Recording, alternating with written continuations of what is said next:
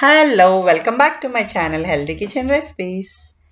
ఈరోజు మనం బొబ్బర్ గారెలు ఎలా చేసుకుందామో చూద్దాం. ముందుగా దీనికి కావాల్సిన ఇంగ్రీడియంట్స్, ఇక్కడ నేను తెల్ల బొబ్బర్లు తీసుకుంటున్నాను.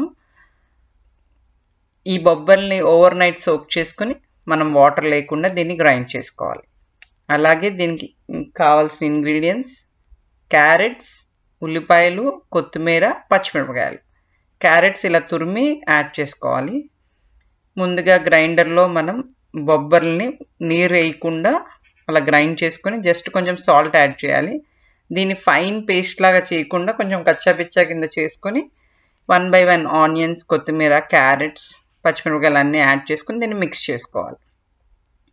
ఇది గ్రైండ్ చేసిన వెంటనే గారెలు వేసేసుకోవాలండి, ఎందుకంటే మనం ఎక్కువసేపు ఉంచితే ఆయిల్ పీల్చేస్తుంది. ఇది కూడా కొంచెం వాటరీ లాగా అయిపోతుంది పిండి, అందుకని మనం వెంటనే వేసేసుకోవాలి. మనం వేసే ముందు గ్రైండ్ చేసుకోవాలన్నమాట. ఇవి చాలా క్రిస్పీగా ఉంటాయి. ఇవి పీనట్ చట్నీతో, టమాటో చట్నీతో కూడా చాలా బాగుంటుంది. ఇక్కడ నేను వెడల్పాటి ప్యాన్ తీసుకున్నాను, త్వరగా వేగుతాయి. అంతేకాకుండా ఒక 6 to 8 గారెలు ఒకటేసారి చేసుకోవచ్చు అన్నమాట. ఒక బౌల్లో వాటర్ తీసుకొని మనం చేతికి జిప్ లాక్ వేసుకొని ఇలా ఒక్కొక్క గారె మధ్యలో ఇలా హోల్ చేసినప్పుడు మనం వాటర్లో డిప్ చేసి చేసుకుంటే గారెలు నీట్గా వస్తాయి అన్నమాట. అలాగే జిప్ లాక్ వేసుకోవడం వల్ల మన హ్యాండ్కి కూడా ఏమో స్టిక్కీగా ఉండదు, సో ఈజీగా వస్తుంది తీయడానికి గారె. ఇలా ఫస్ట్ వాయి కొంచెం లేట్గా వేగుతుంది. ఇలా బ్రౌన్ కలర్ వచ్చే వరకు వీటిని ఫ్రై చేసుకోవాలి. ఈ గారెలు కొంచెం మందంగా చేసుకోవాలండి, మరీ సన్నగా చేసుకోకూడదు. ఈ గారెలు చాలా క్రిస్పీగా వస్తాయి అన్నమాట. ఇవి నాన్ వెజ్తో కూడా బాగుంటాయి.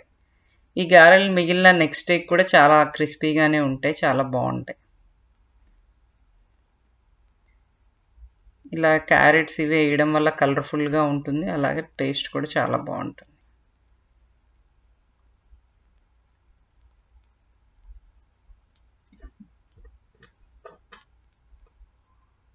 ఇవి కూడా ఆయిల్ పీల్చవు వెంటనే మనం వేసేస్తే.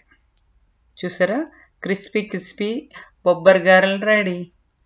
దీన్ని టమాటో చట్నీతో సర్వ్ చేసుకొని చాలా బాగుంటుంది. Thank you for watching.